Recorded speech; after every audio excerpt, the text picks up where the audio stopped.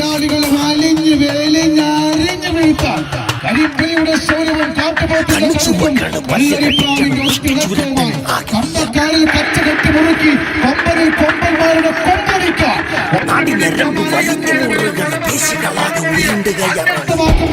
ഒരു മാലയിൽ